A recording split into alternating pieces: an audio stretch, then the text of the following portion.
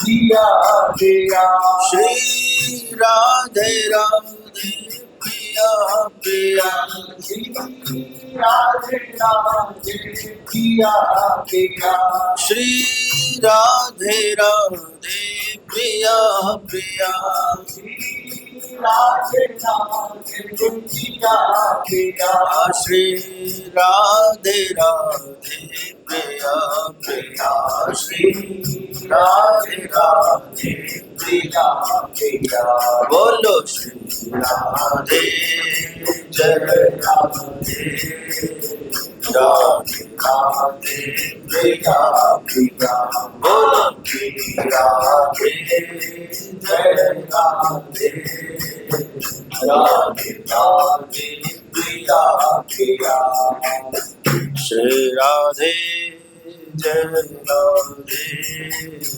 राधे राधे प्रिया प्रिया राधे जय राधे राधे राधे प्रिया प्रिया बोलो शंकरदेव भगवान की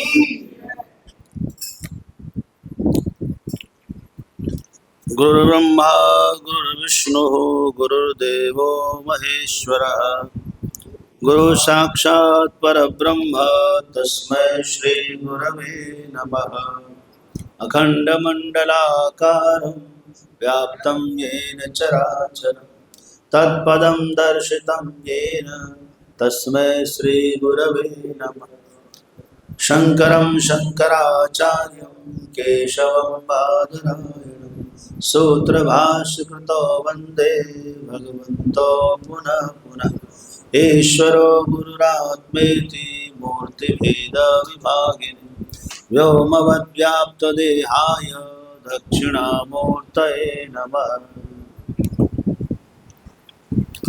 तत्वबोध पेज नंबर 3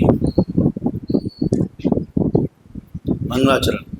वासुदेवेन्द्र योगीन्द्रं नत्वा ज्ञानप्रदं गुरुं मुमुक्षूणाभितार्थाय तत्त्वबोधो विधीयते। साधन चतुष्टय संपन्न अधिकारिणां मोक्ष साधन भूतं तत्व विवेक प्रकारं वक्ष्यामः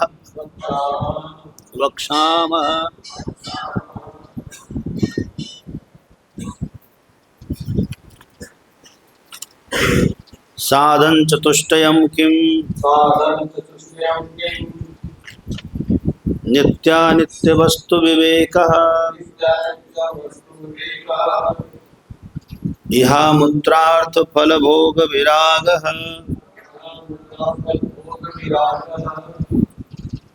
समाधि षट्क संपत्ति मुमुक्षुत्वं चेति नित्यानित्य वस्तु विवेकः कः। नित्य वस्तु एकं ब्रह्म तद व्यतिरिक्तं सर्वं अनित्यम् अयमेव नित्यानित्य वस्तु विवेकः विरागः कः। यह स्वर्गेषु स्वर्गभोगेषु इच्छाराहित्यं जरा सा प्रकाश करते हुए चलेंगे, ठीक है। पेज नंबर 4 साधन चतुष्टय संपन्न अधिकारिणां मोक्ष साधन भूतम तत्व एक प्रकारम भक्षामः। साधन चतुष्टय से संपन्न जो साधक होगा, है ना, उसी साधक को तत्व विवेक होगा। तो तत्व विवेक प्रकार क्या है वो हम कहेंगे।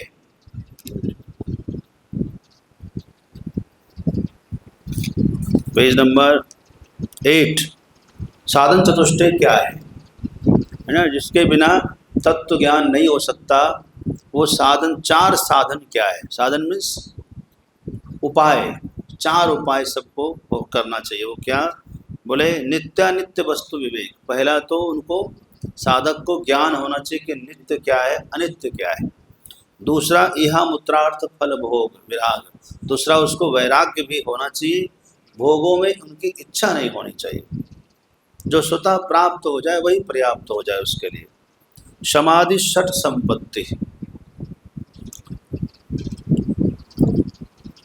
2 पंडित जी थे, यजमान ने निमंत्रण दिया भोजन के लिए, श्राद्ध में अभी श्राद्ध पक्ष आ रहा, तो गए दोनों को, पंडित जी को भोजन कराया, यजमान ने दान दक्षिणा करके विदा कर दिया। जब आए अपने आश्रय में तो एक पंडित जी का चेहरा खिला हुआ था, एक पंडित जी का चेहरा उतरा हुआ था। तो पूछा कि क्या कोई दिक्कत हुई आपको, क्या आपको भोजन नहीं मिला ठीक से? नहीं, भोजन तो मिला। तो क्या मान सम्मान नहीं मिला? नहीं, मान सम्मान भी मिला। दक्षिणा वगैरह हुई? वो भी हुई, लेकिन आपका चेहरा खिला हुआ नहीं है, लग रहा है कुछ गड़बड़ी, कमी रह गई। उसने कहा हाँ, हम जितना सोचे थे उतना नहीं दिया, जितना सोचे थे उतना, बस यही। दूसरे से पूछा अलग जाकर कि भाई आपका चेहरा एकदम प्रसन्न है, हंसता हुआ आ रहा है, तो क्या कुछ विशेष भोजन मिला? विशेष तो नहीं था, सब समान ही था। तो क्या विशेष दक्षिणा हुई? नहीं, बराबर ही मिली। तो क्या विशेष मान सम्मान आपको, अलग ऊंचा आसन नीचा आसन? बोले नहीं नहीं, ऐसा कुछ। फिर आप इतने खुश क्यों?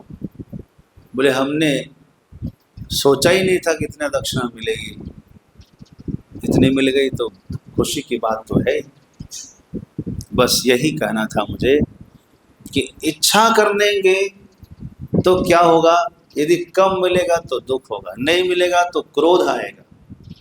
कामात क्रोधो विजायते, नहीं मिलेगा तो क्रोध होगा, कम मिलेगा तो दुख होगा, है ना। उससे अधिक मिलेगा तो ही आपको खुशी मिलेगी, और इच्छा न करे तो भी तो उतना मिलना ही है।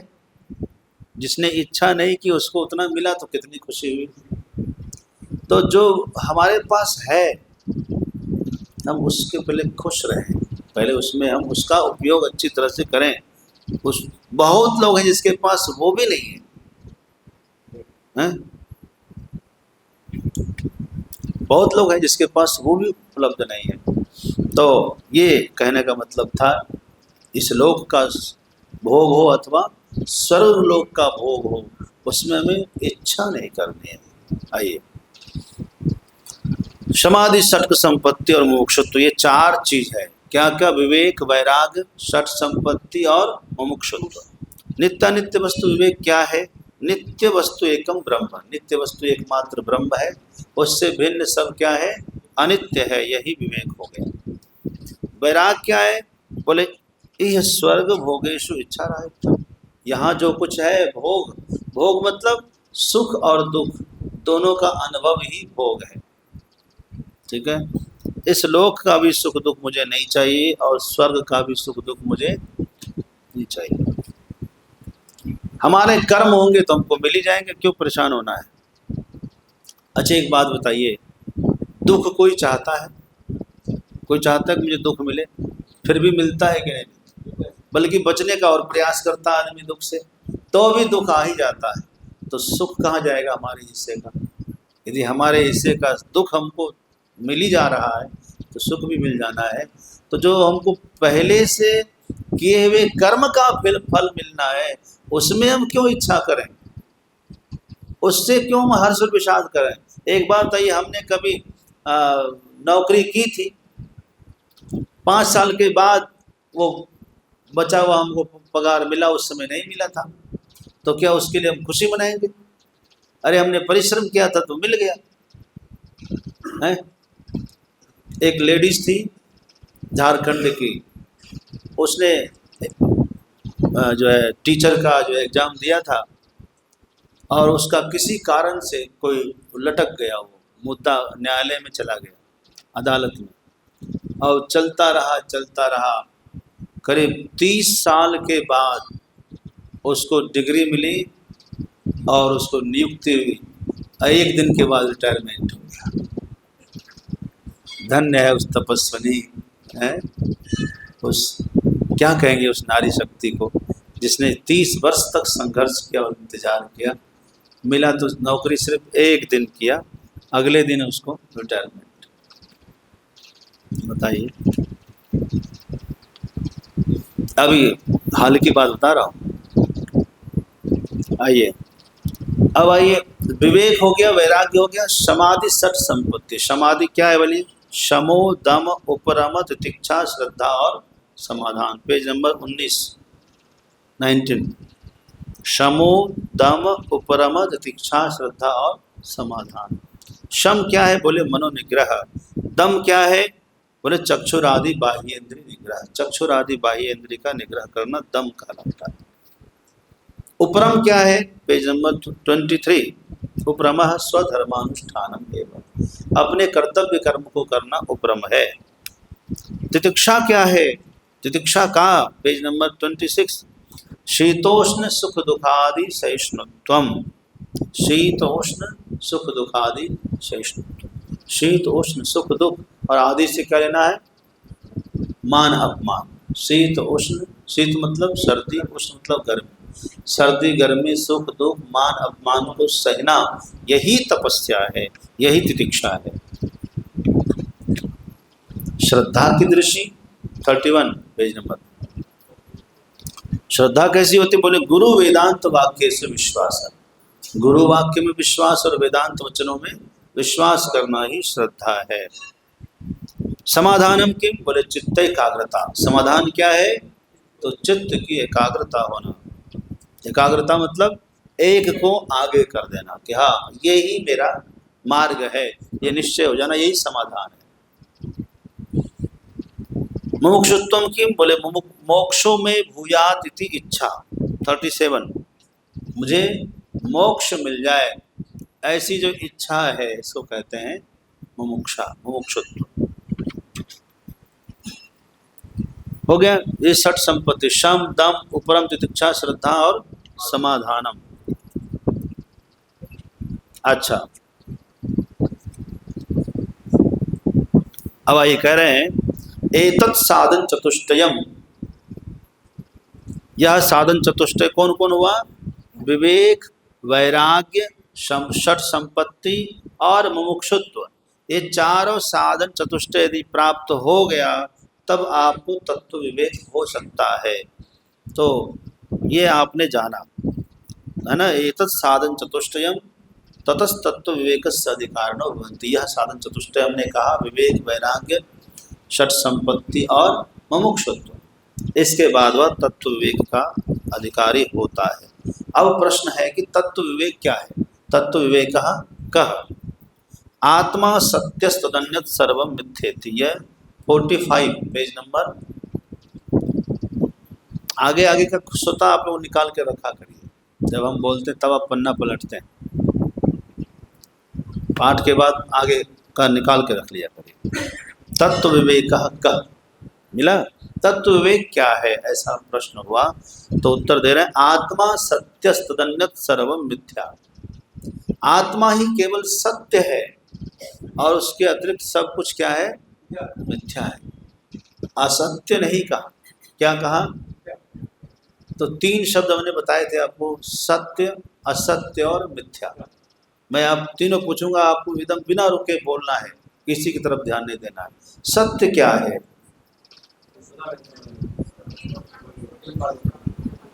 वाह, ये है उत्तर। क्या करते हो समझ में नहीं आ रहा है? 3 शब्द बताया, 3 शब्द नहीं याद रखेंगे, सुनते रहो जिंदगी भर सत्संग, जाएगा नहीं कुछ अंदर। ध्यान दो, ऐसे नहीं सत्संग होता है। ऐसे सत्संग करते रह जाएंगे क्या मिलेगा? तत्व विवेक कैसे होगा? शब्द ही धारण नहीं हो रहा। एकदम स्पष्ट बताया था कि हमको 3 शब्द आपको क्लियर होना चाहिए आपको मस्तिष्क में। फिर से पूछूंगा, सत्य क्या है? जो तीनों काल में रहे, एक बार उल्टा के पढ़ेंगे तो आपको फिट बैठ जाएगा दिमाग में। जो तीनों काल में रहे। असत्य क्या है? जो तीनों काल में न रहे। मिथ्या क्या है? बस कितना सरल बता दिया। जो कभी रहे कभी ना रहे। सत्य वह जो तीनों काल में रहे, असत्य वो जो तीनों काल में न रहे, है कि नहीं? और मिथ्या क्या है? जो कभी रहे। भगवान ने, श्री राम ने लक्ष्मण से कहा था कि गो गोचर जहाँ लगी मन जाई, सो सब माया जाने हो भाई। गो मतलब इंद्रियों को जहाँ तक दिखाई देता सुनाई देता है वो सब माया है। सब क्या है? माया है। कि मतलब क्या? असत्य है, झूठ है? नहीं, मिथ्या है। क्या है वो? माया है, मिथ्या है। माया और मिथ्या एक ही चीज है। जो कभी रहे कभी नहीं, जिसको हम सत्य भी नहीं कह सकते, असत्य भी नहीं कह सकते, उसी को हम मिथ्या कहते हैं। सत असत्भ्याम अनिर्वचनीयम मिथ्या। मिथ्या की परिभाषा क्या है? डेफिनेशन क्या है? सदसद्भ्याम अनिर्वचनीयम मिथ्यात्वम। जो सत्य भी नहीं कह सकते, असत्य भी नहीं कह सकते। जैसे मोबाइल है, मोबाइल सत्य है क्या? मोबाइल को सत्य नहीं कह सकते, क्योंकि तीनों काल में, 5 साल पहले मोबाइल नहीं था, 10-5 साल के और रहेगा, उसके बाद ये नहीं रहेगा। अभी है केवल, तो तीनों काल में तो नहीं रहा ना, तो ये सत्य भी नहीं है। तो क्या ये असत्य है? असत्य भी नहीं है, क्योंकि अभी दिख रहा। असत कौन होता था? जैसे बंध्या पुत्र, आकाश के पुष्प, खरगोश के सिंह, ये कभी ना हुए कभी ना होंगे, है कि नहीं? तो असत हुआ। और ये क्या है फिर? मिथ्या है। आत्मा क्या है? प्रश्न हुआ। आत्मा क्या है? तो कह रहे हैं स्थूल सूक्ष्म कारण शरीराद व्यतिरिक्त। स्थूल सूक्ष्म कारण शरीर से अलग, पंचकोशातीत, पंचकोश से भी अलग, अवस्थात्रय साक्षी, सच्चिदानंद स्वरूप सन यस् तिष्ठति स आत्मा। 4 चीज बोलना है। स्थूल सूक्ष्म कारण शरीर से अलग, आगे पंचकोश से अलग, अवस्था त्रय का साक्षी, और सच्चिदानंद स्वरूप जो है वही आत्मा है। कोई है आप में बोल दे वो टनाटन, बिना इधर उधर देखे। ना ना, नीचे देख के तो कोई भी पढ़ देगा। हमारी आंख में आंख मिलाकर बताओ, है कोई सुरमा भोपाली? हैं?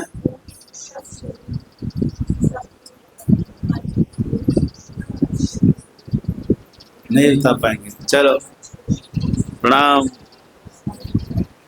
चलो हम आगे बढ़ते भैया। आप लोग के भरोसे रह जाएंगे तो हम एक ही पन्ना पढ़ा पाएंगे, उसके बाद पढ़ ही नहीं पाएंगे। हैं? ऐसा भी विद्यार्थी होता है।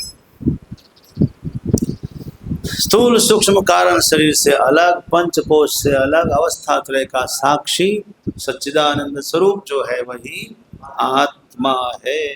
पंडित जी, अब आइए प्रश्न है, स्थूल शरीरम किम? स्थूल शरीर क्या है? बोले पंचीकृत पंच महाभूतों से जो बना है। पहला, पंचीकृत पंच महाभूत से जो बना है, सत्कर्म से जो जन्य है, और सुख दुख आदि भोग का जो साधन है, वही क्या है? स्थूल शरीर है। ठीक है जी। पंचीकृत पंच महाभूत से बना हुआ है और सत्कर्म से जन्य है। सत्कर्म से ही हुआ है। हमारा आपका शरीर किससे हुआ है? पुण्य कर्म था तभी मनुष्य का शरीर मिला।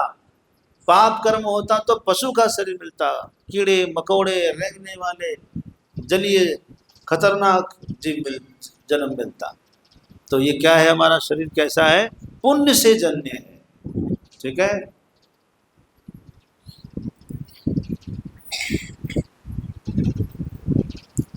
पुण्य भी कई प्रकार का होता है। पुण्य भी, गीता में आप शायद सुने होंगे, सात्विक पुण्य, राजसी पुण्य और तामसी पुण्य। कहेंगे पुण्य भी 3 प्रकार। हाँ जी, पुण्य भी 3 प्रकार, यज्ञ भी 3 प्रकार, तपस्या भी 3 प्रकार, दान भी 3 प्रकार का होता है। सात्विक दान, राजस दान और तामस दान। सात्विक दान क्या है? अधिकारी देख करके देना और नमस्कार करके देना। ओम बोलना, दान करते समय क्या बोलना चाहिए? हाँ, ओम इत्युदारित्य यज्ञ दान तपक्रिया। दाते समय ओम बोल करके दान देना चाहिए। ओम नहीं याद आए तो अपने भगवान का नाम लेकर दान दो। शिवार्पणमस्तु, कृष्णार्पणमस्तु, जो भी है समर्पित करिए दान, लेकिन नमस्कार जरूर करिए। जिसको भी दान दीजिए अधिकारी देखकर दान दीजिएगा और नमस्कार करिएगा। लेकिन ये हो गया क्या? सत्कृत्य, सत्कार पूर्वक यदि दान दें, अधिकारी को समझ कर दान दे कि इसको जरूरत है, तब तो ये सात्विक पुण्य होगा, सात्विक दान होगा। यदि हम दान दे रहे बदले में हमको कुछ चाहिए,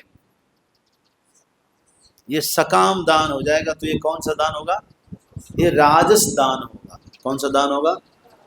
राजस, है ना। फलम फलम अभिसंधायतु, फल को अनुभव करके इसको हम देंगे तो बदले में ये हमको कल देगा, इससे हमको यह मिलेगा।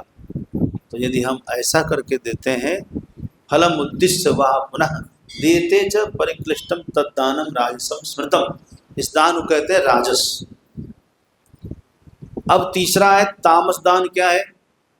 असत्कृतम अवज्ञातम अपात्रेभ्यश्च दीयते। पहले अपमान करके, है कमा नहीं सकता है,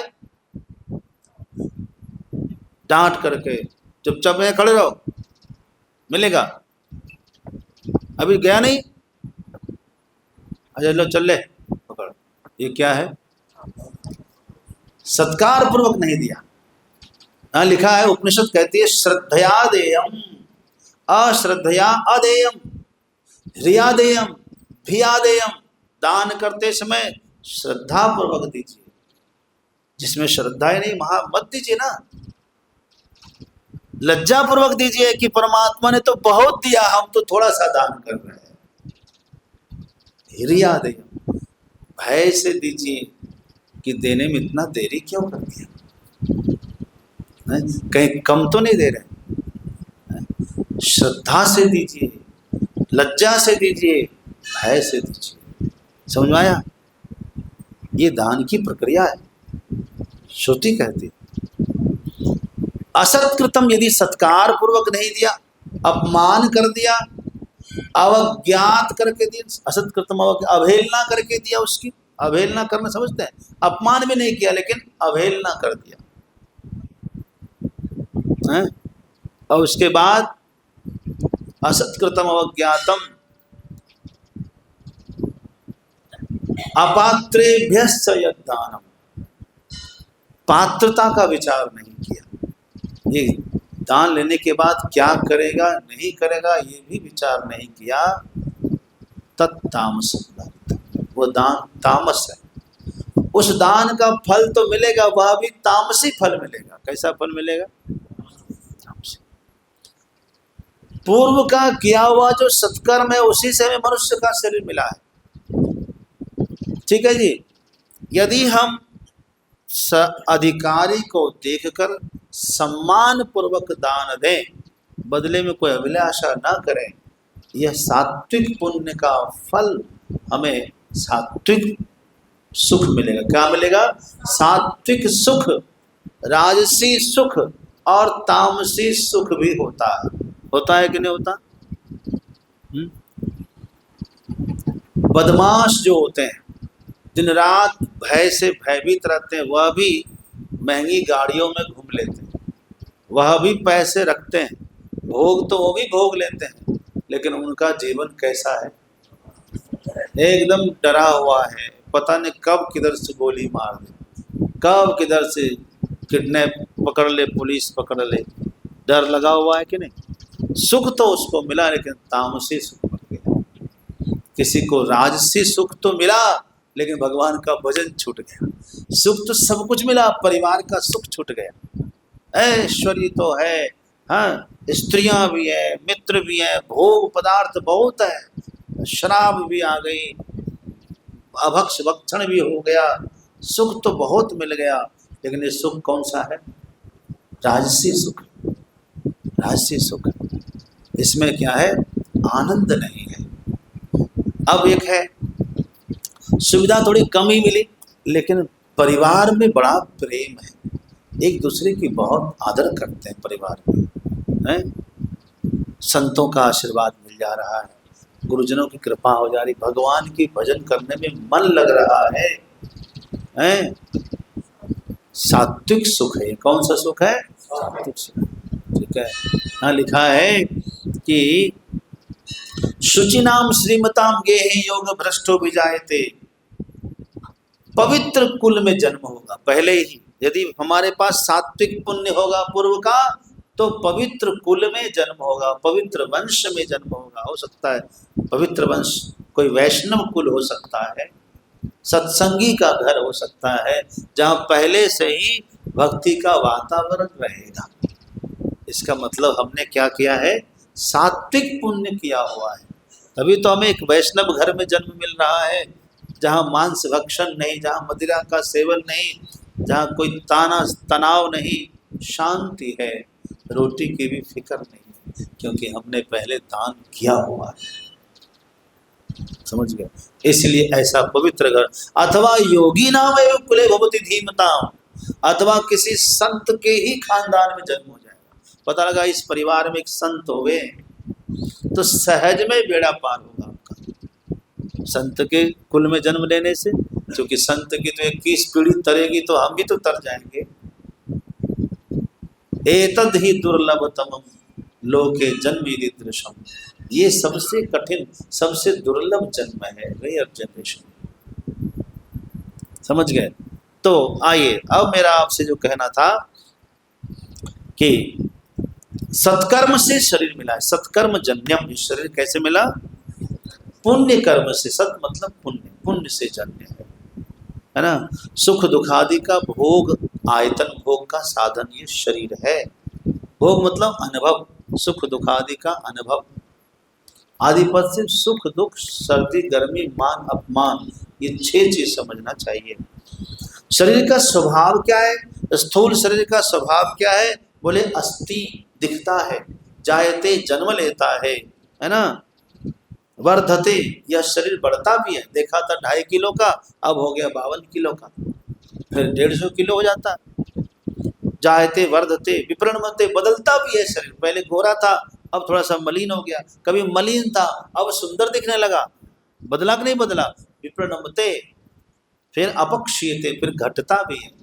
ऐसा रोग हो गया पता नहीं, घटते जा रहा है, घटते जा रहा है, वजन घटते जा रहा है कि नहीं। और अंत में विनश्यति। ये 6 इति षड है ना, विकारवत एतत् स्थूल शरीरम, जिसमें 6 प्रकार होता है, 6 विकार होता है। सूक्ष्म शरीर क्या है? तो कह रहे हैं अपंचीकृत पंच महाभूत से बना है। किससे बना है?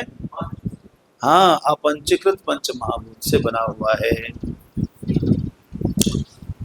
यदि आप लोग हमारे पढ़ाई विषयों को तैयार नहीं करेंगे ना, तो आखिरी दिन भी मुझे लगेगा कि हम शुरू ही कर रहे हैं, ऐसा लगता है। आज भी मुझे एहसास नहीं हो रहा है कि हम आपको कुछ बता चुके हैं, क्योंकि पठिता पठित समानत्वम, ये किसका लक्षण है?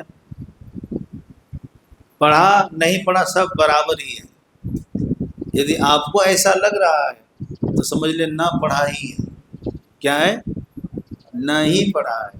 अपना समय भी जाया कर दिया और हमारा समय भी जाया कर दिया। समझ में आया? यदि आप थोड़ा सा ध्यान देंगे, मैंने मांगा आपसे 60 मिनट, आप दे रहे हैं कोई 30 मिनट, कोई 20 मिनट हैं, कोई 50 मिनट दे रहा। दूसरा, यहाँ के बाद आप कमरे में देख लें, जाके अपने घर में चिंतन करके विषय तैयार कर लें, तो भी हम खुश हो जाएंगे। लेकिन आप वो भी नहीं कर पा रहे, ऐसे तो नहीं चलेगा, ऐसे नहीं चलेगा। होमवर्क नहीं किया, फिर आप कथा सुनो, सबसे अच्छा है कथा सुनो, भजन सुनो, नाचो गाओ, जीवन कट जाएगा। आपकी पात्रता ये नहीं मानी जाएगी। स्वाध्याय की पात्रता ये थोड़ी है। स्वाध्याय की पात्रता है कि आप तैयार करें विषय को, हम कह रहे थे आपको, यदि आप तैयार कर लेते ना, आप यूं उठते ऐसे, साधना में कैसे उठते, ऐसे उठान पर चले जाते। 7वें दिन तो आपसे बात करने वाला सोचता आदमी कैसे पदार्थ बोलेंगे आप, तब आपने यूं समय निकाल दिया। और कल समापन दिवस है, क्या किया? तो मुझे प्रसन्नता कैसे होगी जाते समय, और फिर यहाँ आने का मन कैसे करेगा, कैसे करेगा बताओ? फिर आप कहेंगे स्वामी जी 16 दिन का समय था, 9 दिन काट लिया, 7 ही दिन दिया, अगली बार पूरा देना। हम कैसे कहेंगे पूरा देंगे, कैसे कहेंगे बताओ? आपके पास सुनने का समय नहीं है, समझने के लिए आपके पास वक्त नहीं है। वक्त भी है, समय भी है, लेकिन आप मुक्त होना नहीं चाहते, कुछ करना नहीं चाहते, ये ठीक नहीं। इसको बदलना होगा, अपने स्वभाव में परिवर्तन लाना होगा, समझे? हाँ, अरे भाई, जब इतना सुंदर विषय लाकर हमने आपको दिया है, और मैंने कहा था 7 दिन में, दोबारा मुझे क्यों बताना पड़ रहा है? अब फिर भी लग रहा है कि पहली बार ही बता रहे हैं, क्योंकि उपलब्ध नहीं, उपस्थिति नहीं हुई आपकी।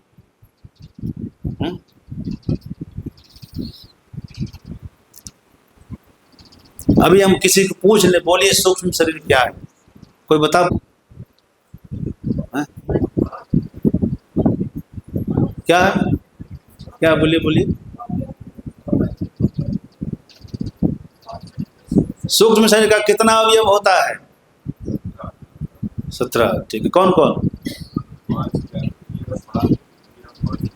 हाँ, सुंदर सुंदर सुंदर, बहुत सुंदर जवाब दिया, ताली बजाओ भाई।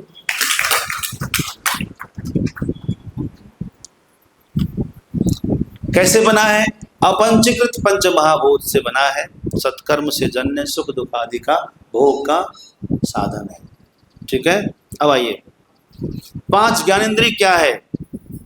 श्रोत्रम, त्वक, चक्षु, रसना और घ्राण। कान, त्वचा और चक्षु, रसना जिह्वा और घ्राण मतलब नासिका। इति पंच। 5 श्रोत्र के देवता कौन है? दिक्पाल, दिक देवता। त्वचा के देवता कौन है? वायु, बोलते जाइए फटाफट। चक्षु के देवता कौन है? सूर्य है। रसना के देवता कौन है? वरुण है, लिखा भी है नीचे। और घ्राण के देवता कौन है? नासिका के अश्विनी कुमार। ठीक है, अच्छा। इति ज्ञानेन्द्र देवता। श्रोत्रस्य विषयः शब्द ग्रहणम। सब श्रोत्र का विषय क्या है? कान का विषय शब्द सुनना। अच्छा, उसके बाद त्वगिंद्री का विषय क्या है? स्पर्श ग्रहणम। त्वचा का विषय क्या है? स्पर्श ग्रहणम। चक्षु का विषय क्या है? रूप ग्रहणम। ठीक है, और रसना यानी जिह्वा का विषय क्या है? रस ग्रहण करना। और घ्राण का विषय क्या है? गंध ग्रहण करना। नासिका का विषय क्या है? गंध, सुगंध और दुर्गंध ग्रहण कर लेना। ठीक है, बड़ा सुंदर कनेक्शन है इसमें। ठीक है, जो श्रोत्र है, श्रोत्र का विषय क्या बताया? शब्द। शब्द कहाँ रहता है? आकाश में। कहाँ रहता है शब्द? तो आकाश तत्व से ही श्रोत्र बना हुआ है। तो इंद्रिय का विषय क्या है? स्पर्श ग्रहण करना। क्या है? स्पर्श। और इसका देवता कौन है? वायु, यानी वायु तत्व से ही तो इंद्रिय बना हुआ है। ठीक है जी, वायु तत्व से तो इंद्रिय बना हुआ है। और उसके बाद क्या बताया? चक्षु। चक्षु जो है अग्नि तत्व से बना हुआ है। किस तत्व से बना हुआ है? अग्नि तत्व से बना हुआ है। अब यही चक्षु है क्या? ये चक्षु नहीं है, इसमें जो शक्ति है देखने की, जो चमक है इसमें, वही क्या है? अग्नि तत्व है। ठीक है जी। रसना का विषय है रस ग्रहण करना। उसका देवता कौन है? वरुण देवता है। यानी जल तत्व से जो इंद्रिय बना है, उस इंद्रिय का नाम है जिह्वा। देखना, जिह्वा हमेशा रस में, जल में डूबी रहती है कि नहीं? जीवा के आसपास हमेशा पानी रहता ही है। तो जलीय तत्व से बना हुआ है रसनेन्द्रिय, ठीक है। और अब घ्राण इंद्रिय, नासिका पार्थिव तत्व से बना हुआ है, पृथ्वी तत्व से बना है, ठीक है जी। तो इन सब इंद्रियों का परिमाण क्या है? दोनों प्रमाण, अत्यंत छोटा सूक्ष्म परिमाण है इनका, सब इंद्रियों का। आइए, कर्मेंद्रियाणि वर्णनम। वाक् पाणि पाद पायुपस्थानि इति पंच कर्मेंद्रियाणि, पेज नंबर 54। वाक् मतलब वाणी, पाणी मतलब हाथ, वाक् पाणी, पाद मतलब चरण पैर, पायु है ना, पायु इंद्रिय और उपस्थ इंद्रिय। देखो कह रहे कम से वाचो देवता, वाणी के देवता कौन है?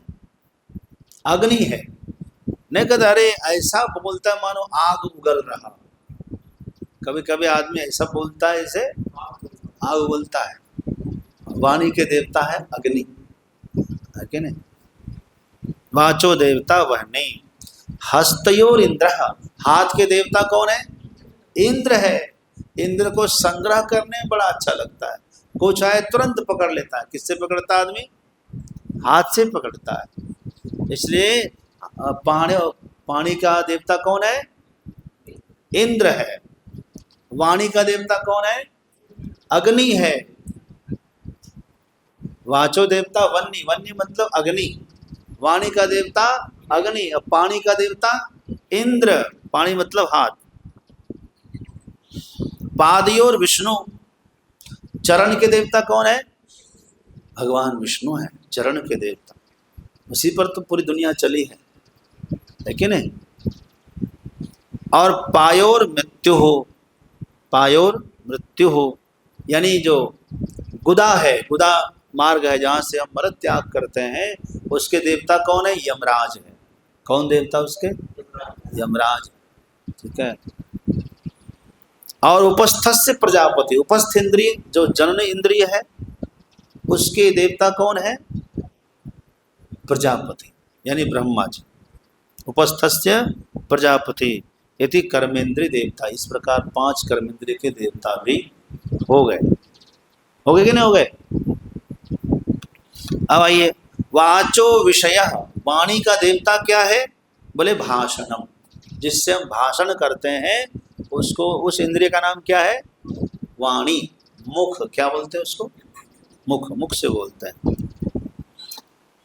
पाण्योर विषय वस्तु ग्रहण, पाणी यानी हाथ का विषय क्या है?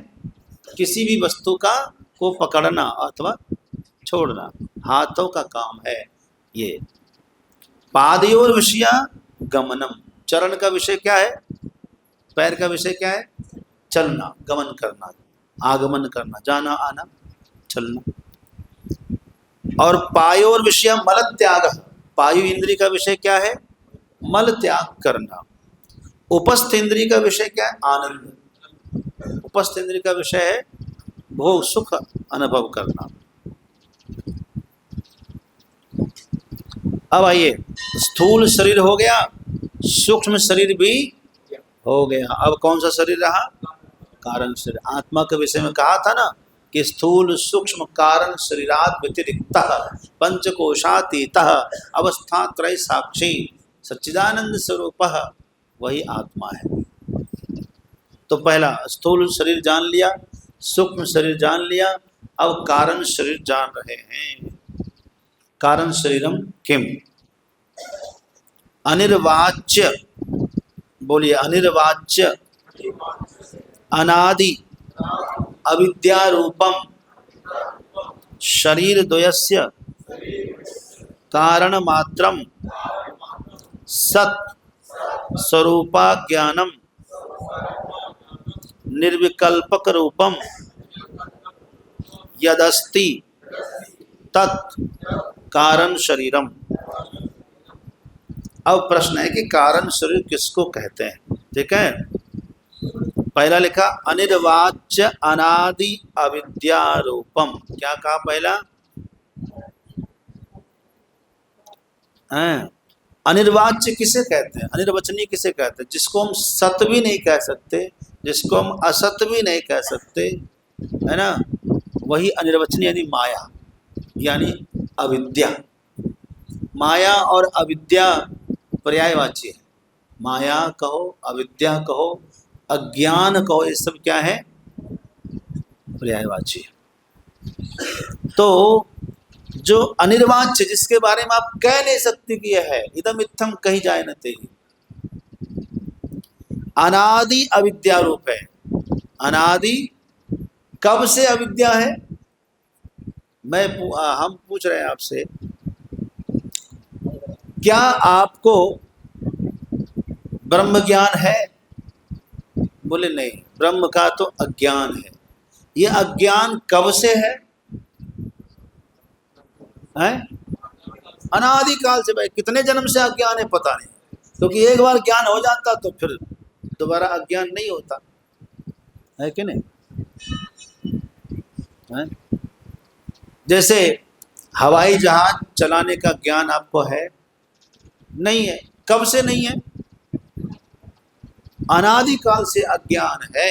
जिस दिन जान लेंगे उस दिन अज्ञान खत्म हो जाएगा। जिस दिन जान लेंगे उस दिन माया खत्म। तो अनादि अनिर्वचनीय, अनिर्वचनीय अनादि अविद्या रूप जो है, वह कारण शरीर जो है, शरीर द्वय का कारण मात्र है। दो शरीर, स्थूल शरीर और सूक्ष्म शरीर, ये दोनों शरीर उसी से उत्पन्न होते हैं। ये दोनों शरीर किससे उत्पन्न होते हैं? कारण शरीर से सूक्ष्म शरीर और सूक्ष्म शरीर से स्थूल शरीर। देखिए, जब यमराज इस स्थूल शरीर से प्राण खींचता है तो क्या जाता है? सूक्ष्म शरीर 17 अवयव का जाता है और साथ में कारण शरीर भी जाता है। और कारण शरीर होने की वजह से स्थूल शरीर, सूक्ष्म शरीर है, और सूक्ष्म शरीर और कारण शरीर दोनों है, तो बार बार उसको स्थूल शरीर मिलेगा, बार बार उसको जन्म मिलेगा। सबके मूल में है अविद्या। क्या है? सबके मूल में क्या है? अनादि, अनिर्वचनीय अनादि अविद्या रूप जो है वो सूक्ष्म शरीर, कारण शरीर है। अनिर्वचनीय अनादि अविद्या रूप क्या है? वो कारण शरीर है। जैसे वृक्ष की शाखा काट देंगे तो वृक्ष मरेगा? नहीं मरेगा। वृक्ष का तना काट देंगे तो वृक्ष मरेगा? नहीं मरेगा। जब तक मूल नष्ट नहीं होगा तब तक वृक्ष का नाश भी नहीं होगा। समझ में आया? तो उसका मूल क्या है? कारण शरीर। क्या है मूल? शरीर का मूल है कारण शरीर। जब तक कारण शरीर है तो फिर सूक्ष्म शरीर भी होगा और फिर स्थूल शरीर भी होगा। कारण शरीर क्या है भाई? कारण शरीर है मूल स्वरूप का अज्ञान। जो आत्म तत्व है उसका अज्ञान ही कारण है जन्म लेने के लिए। जैसे एक बहुत बड़े जमींदार आदमी समझो, उसका एकलौता बेटा था, तो उसने घर के बाद में बेटे को डांट फटकार दिया, बेटा घर से चला गया भाग करके, किसी दूसरे शहर में चला गया। भूख लगी थी, भटक रहा था, तो एक होटल दिखाई दिया। होटल में रसोइया को दया आ गई, बुला के खिला दिया, लाओ खा। पैसा है? बोले पैसा नहीं। कहाँ जाओगे? क्या करोगे? बोले कुछ पता नहीं, यही रहोगे? रह लूँगा। क्या तनख्वाह का पता नहीं, भोजन मिल जाएगा? हाँ मिल जाएगा, रहो। अब केवल भोजन के नाम पर वो रहने लगा और मेंटेनेंस कपड़ा के नाम पे रहने लगा। अब वो इधर आओ, उधर, इधर आओ, उधर बुला दिया। कोई उसके पोछा लगवा रहा है, कोई बर्तन धुलवा रहा है, कोई भोजन परोस रहा है, कोई बातें करवा रहा है। वो पढ़ा लिखा है, बड़ा योग्य है। काफ़ी दिन हो गया। एक वकील साहब उस होटल में बार बार रेस्टोरेंट में भोजन करने आया करते थे। तो उसको लगा कि ये व्यक्ति जो है ना, पेशे से वेटर नहीं है, इसके चलने का स्टाइल, बोलने का जो विनम्रता है, इससे मालूम पड़े कोई ऊंचे खानदान का व्यक्ति है, इसका संस्कार बहुत अच्छा लग रहा। उसको बुलाया, सुनो मैं कई दिन से तुम्हें फॉलो कर रहा हूँ और मुझे लगता है कि तुम कोई किसी गरीब घर के नहीं हो, तुम कोई वेटर स्वभाव से नहीं हो, तुम कोई अच्छे परिवार से लग रहे हो, सच बता दो। क्योंकि यहाँ तुम्हारी जो दुर्दशा हो रही है ना, वो मुझसे देखी नहीं जा रही है। सब तुम्हारा अपमान कर रहे हैं, लेकिन तुम सब सह ले रहे हो, सच बताओ। तो उसने सच बताया, मैं अमुक गांव का हूँ, मेरे पिताजी फलाना फलाना ऐसा ऐसा हो गया था, तो मैं चला आया। अच्छा अंकल जी, किसी से कहना नहीं, आप हम गुप्त रूप से। बोले बेटा एक बात कहूँ, यदि मैं तुम्हें इस होटल का मालिक बना दूं तो? बोले तो बहुत अच्छा है। मैं कैसे बन, मैं तो यहाँ कुछ जानता नहीं, मेरा तो कुछ है ही नहीं। बोले सच बताओ, तुम ही इस होटल के मालिक हो, पूरे रेस्टोरेंट। कैसे? क्योंकि ये होटल तुम्हारे पिताजी का है और तुम्हारे पिताजी की मृत्यु हो चुकी है बेटा। कानून के अनुसार तुम अपने पिता का इकलौता वारिस हो, तुम इस होटल के मालिक हो। वो तो रोने लगा पिताजी के दुख में, लेकिन उसको हर्ष इस बात का था कि अब मुझे दुख नहीं उठाना पड़ेगा। जो लोग उसको रोज डांटते थे वो सब ने घेर लिया, भैया भैया भैया मुझे माफ करना, मुझे मत निकालना, मुझे नहीं पता था। अब जो लोग इससे गुलामी करवाते थे, आज वही लोग गुलाम बन गए। किससे? क्या हुआ, क्या मिला इसको? केवल ज्ञान हुआ कि मैं यहाँ का नौकर नहीं, मैं यहाँ का मालिक हूँ, ऑनर है। ऐसी स्थिति हम लोगों की है बंधुओं। हम इंद्रियों के गुलाम नहीं है, ये इंद्रियां हमारी गुलाम है। हम प्रकृति के अंदर नहीं है, प्रकृति हमारे वश में है, हमारे अंदर है। अग्नि में ओज है मेरा, है सूर्य चंद्र में तेज है मेरा, मैं हूं ज्योति स्वरूप, कोई कोई जाने दे। है कौन? इसी बात को तो समझा है, नहीं समझे तो हम कंगाल बने हुए हैं, और समझ ले तो माला माल है। क्या बात है? कोई वकील चाहिए आपको बताने वाला चाहिए ना? अरे आप हमारी बातों विश्वास ही नहीं कर रहे, हम क्या करें?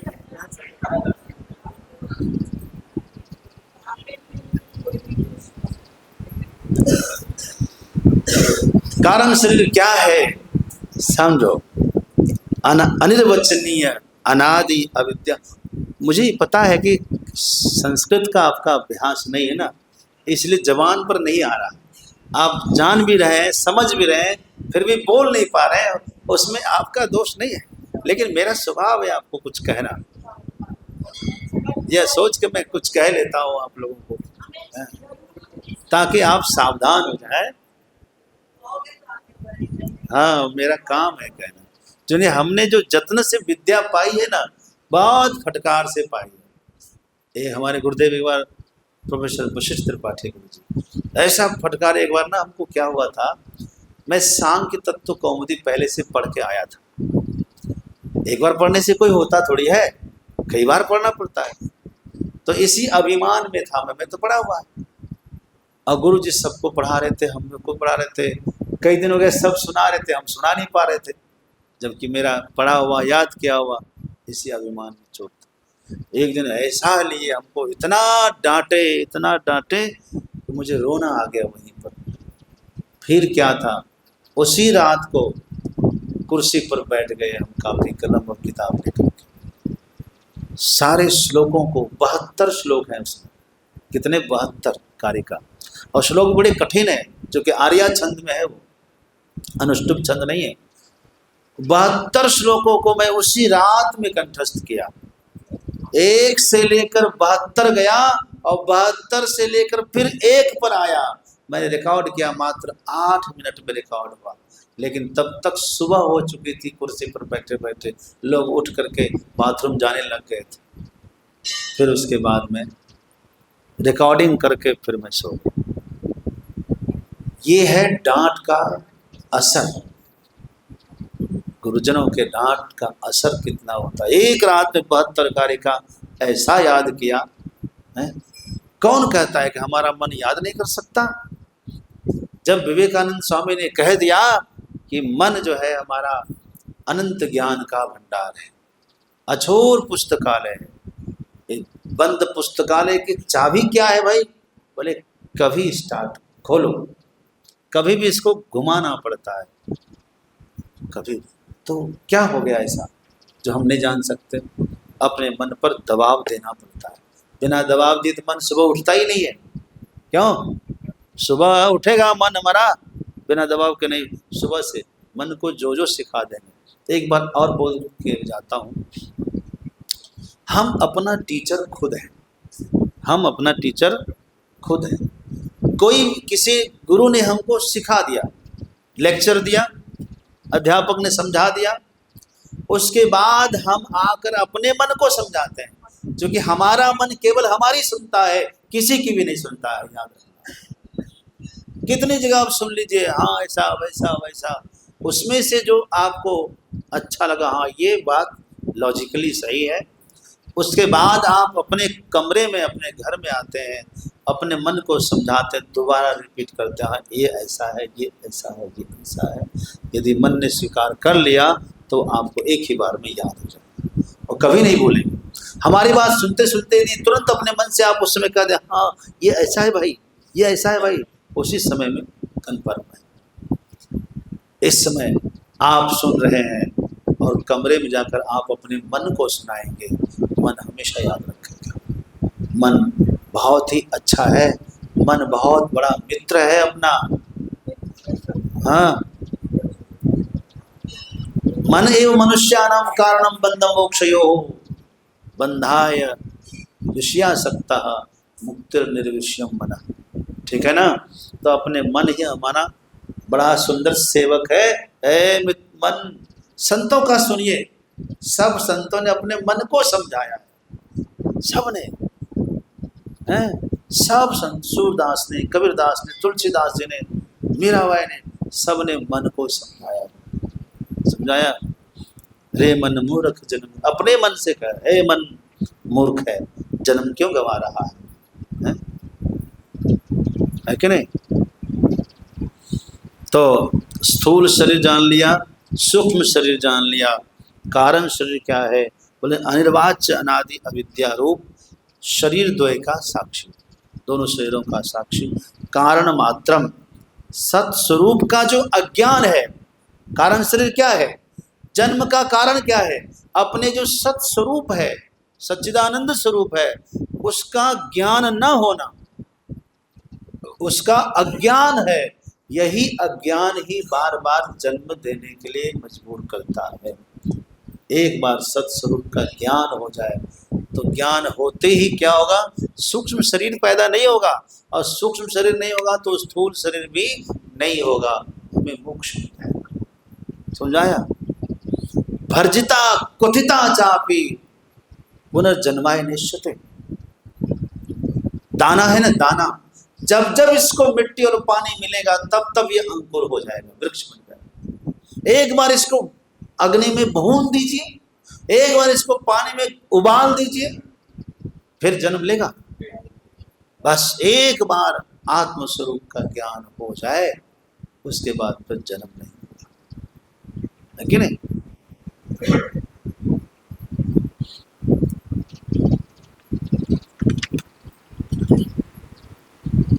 अवस्था त्रय साक्षी का 3 अवस्था क्या है?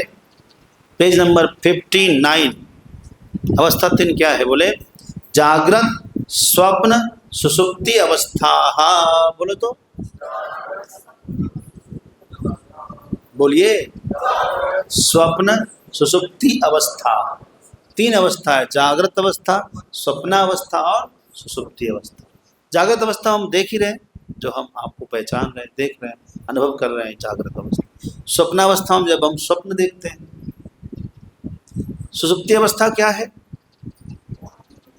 गहरी नींद में सोना, जहां हम भूल जाते हैं कि बिटिया का विवाह करना है, केस में मुकदमा में जाना है, जहां हम सब कुछ भूल जाते हैं, हम क्या हैं, साधु हैं कि गृहस्थ हैं कि वानप्रस्थी हैं, सब भूल जाते हैं, लेकिन बहुत आनंद आता है।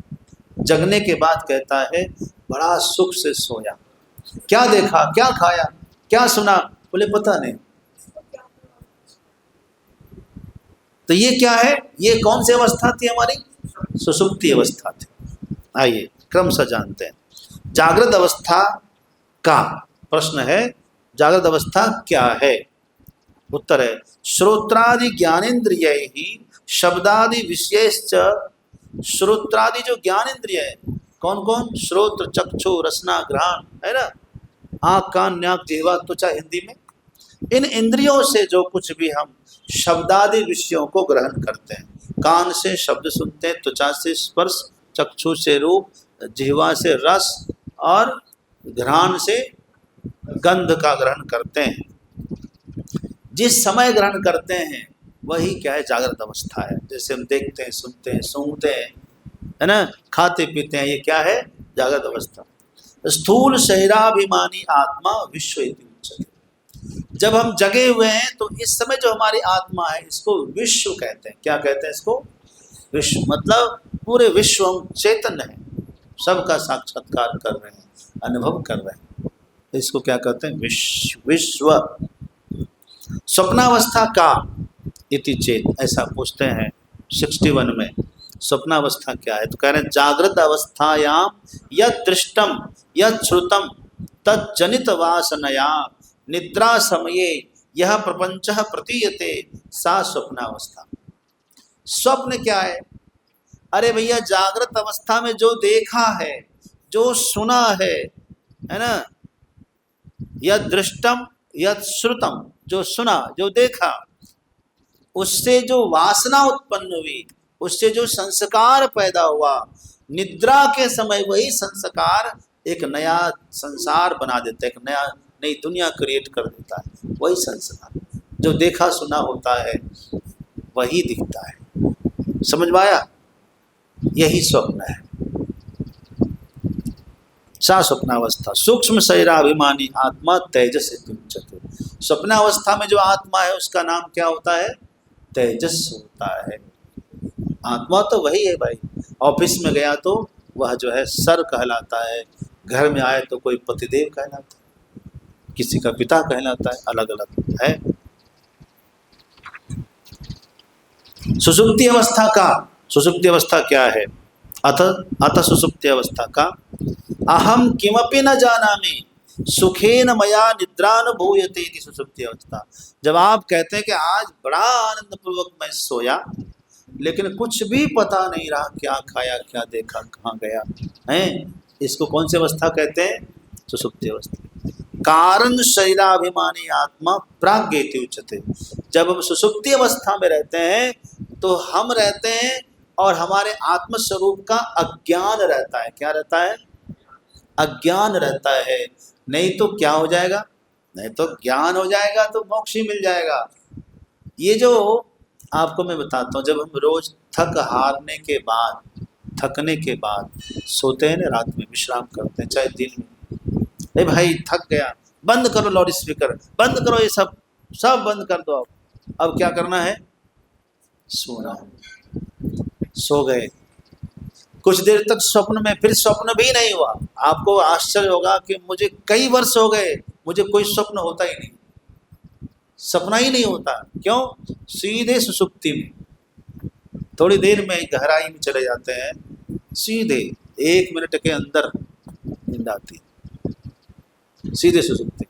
तो जब आप गहरी निद्रा में चले जाते हैं, सुषुप्ति अवस्था में चले जाते हैं, तो आत्मा के बहुत करीब होते हैं, इसीलिए तो सारी थकान मिट जाती, फिर से एनर्जी मिल जाती कि नहीं? बीमार व्यक्ति यदि गहरी निद्रा में सोए तो वो स्वस्थ होने लगता है, उसकी बीमारियां कम होती हैं। आत्मा के करीब होते हैं। केवल एक पर्दा है, उसका नाम है अज्ञान। कौन सा पर्दा है वो? अज्ञान, ज्ञान का अभाव। आत्मज्ञान नहीं है, स्वरूप का जो अज्ञान है जिस अवस्था में। इसीलिए तो जगने के बाद कहते हैं कुछ देखा नहीं, कुछ पता नहीं, क्या खाया, कहाँ गया, क्या था, लेकिन आनंद बहुत आया क्योंकि आत्मा के समीप थे और उसकी ऊर्जा प्राप्त कर रहे थे, एनर्जी। फिर से आप क्या हो गए, रिचार्ज हो गए, क्या हो गए, एकदम चार्ज हो गए। चलो कहाँ चलना है। दिन भर इतना थक गए थे कि रात्रि में जूता खोलने का ध्यान नहीं था, मौजा उतार करके सोना है, मच्छरदानी लगाना है, कुछ भी अरे पापा भोजन कर लीजिए, अरे मुझे डिस्टर्ब नहीं कर, सोने दो। सुबह तक जब सोए एकदम फ्रेश, नहाए धोए, अब कहाँ चलना है, क्या करना है, एकदम एनर्जिक। अरे क्या खाया, कुछ नहीं खाया, जो रोज खाते थे वो भी नहीं खाया। इतनी एनर्जी कहाँ से आ गई वापस आपके अंदर? जवाब दे सकते हो? आत्मा से। ये एनर्जी आज से नहीं ले रहे हैं, जब से पैदा हुए तब से अंतिम सांस तक लेते रहेंगे। इसी को यदि समझ ले हम तो हमेशा ऊर्जावान रहेंगे,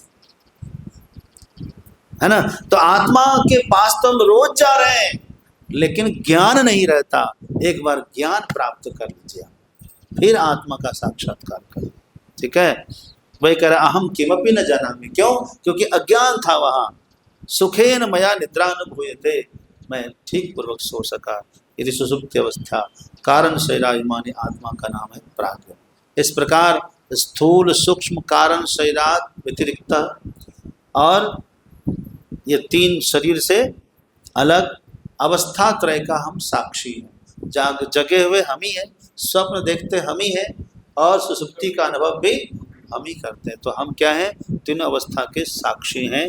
हम ही जो है क्या है? पंचकोशातीता, पांच कोश से भी अलग है। पांच कोश क्या है? Page number 66। पांच कोश क्या है? अन्नमय, प्राणमय, मनोमय, विज्ञानमय और आनंदमय। अन्नमय किसे कहते हैं? स्थूल शरीर अन्नमय है, इसमें अन्न ही चाहिए, अन्न के बिना शरीर बहुत दिन नहीं चल सकता। अन्न से शरीर बढ़ता है, पलता है, अन्न से। तो अन्न से यश अन्नमय। प्राणमय क्या है? जिसके अंदर प्राणों की सारी क्रिया है ना, वो प्राणमय कोश है। मनोमय भी कोश होता है, मन की भी एक दुनिया है, प्राण की भी एक दुनिया है। विज्ञानमय यानी बुद्धि की दुनिया है। आनंदमय आनंद का अपना संसार है। ये हम क्रमशः जानेंगे, हैं?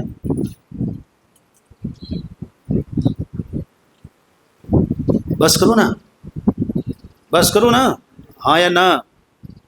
अब एक दिन में किताब तो पूरी होगी नहीं भैया, भजन सुनाता हूँ।